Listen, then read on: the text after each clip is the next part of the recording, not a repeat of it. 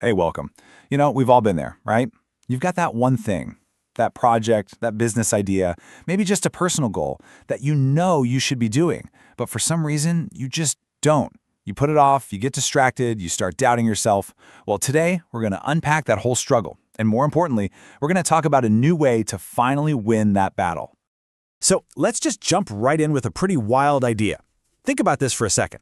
Usually when we feel fear, we think it's a stop sign, right? A warning to back off. But what if it's not? What if, for the stuff that really matters, that fear is actually a compass? What if that scared feeling is literally pointing you in the exact direction you're supposed to go? Kind of flips things on its head, doesn't it? Okay, first things first. To win a fight, you've got to know who your enemy is. And that little voice in your head that tells you to procrastinate, that sudden overwhelming urge to just check your phone for a minute, that nagging self-doubt, it is so easy to think, that's just me. I'm lazy. But it's not. You're actually fighting something much bigger, a universal force, and it has a name.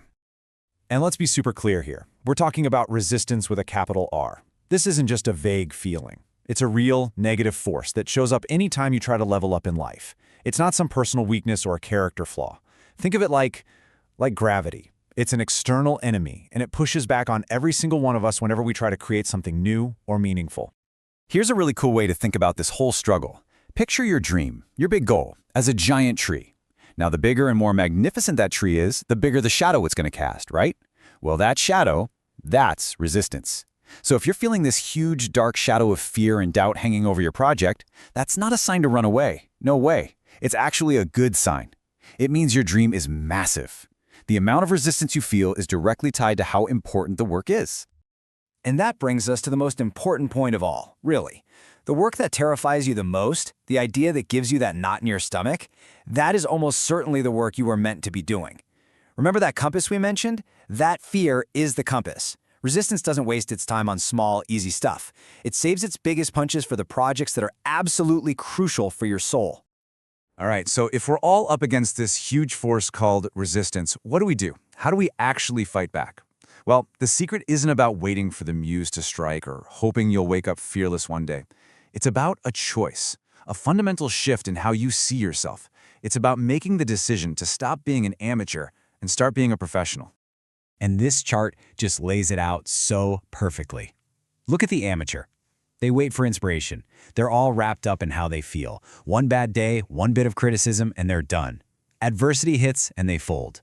But the professional, totally different ballgame. They show up every single day. They don't care how they feel. They just do the work.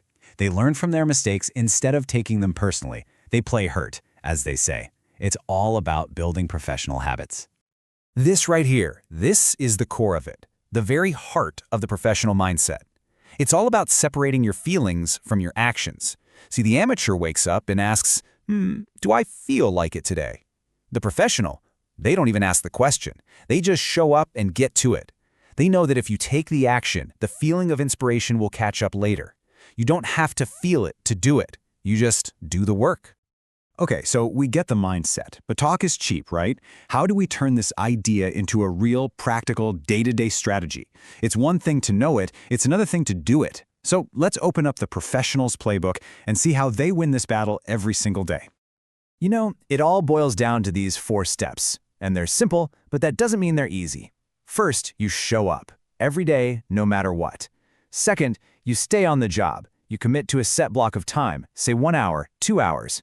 Third, during that time, you are focused, phone off, email closed, no distractions. And fourth, and this one is so important, you detach from the outcome. At the end of the day, you don't judge the quality, you just judge the effort. Did I show up? Did I put in my time? That's the only question that matters. The results will follow, trust me. And here are a few more little tricks to make those work sessions really count. First, don't overthink it, just dive right in. And a big one, don't start today by editing yesterday's work. That is just resistance in disguise. Keep moving forward. Remember, a first draft is just supposed to be done, not perfect.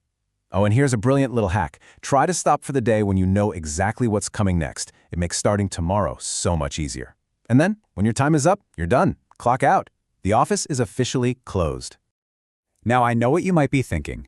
2 hours? 4 hours? I've got a job, kids, a life. There's no way. But get this, even a full-time pro, someone who does this for a living, often only gets about 2 solid hours of deep, focused work in a day. That's it. The secret isn't these crazy 8-hour marathon sessions. It's all about consistency. If you can find just 1 or 2 focused hours, you are playing in the big leagues. You can totally do that. So we've covered the enemy, the mindset, and the daily game plan. But why? Why bother with all this? Why fight this battle every single day? What's the ultimate reward for winning this inner war against resistance? I'll give you a hint. It's probably not what you're thinking. So the real goal, it isn't success, not in the way we usually think of it. It's not about the bestseller list or the viral video or making a ton of money. Chasing that stuff, that's just another form of distraction, another trick resistance plays on you. And it is definitely not about trying to avoid failure. I mean, come on, a real pro knows that failure is just part of the deal. It's feedback. If you're not failing every now and then, you're not even trying. So that can't be the prize. So what is it? Here's the real reward. It's that quiet feeling you get at the end of the day, when you can put your head on the pillow and really know that you did the work. You showed up, you answered the call that you were meant to answer. It's about earning your own self-respect, and that is a prize that no one can ever take away from you. So I'll just leave you with this. That one project you can't stop thinking about but keep putting off, the idea that scares you half to death, that's it. That's your work.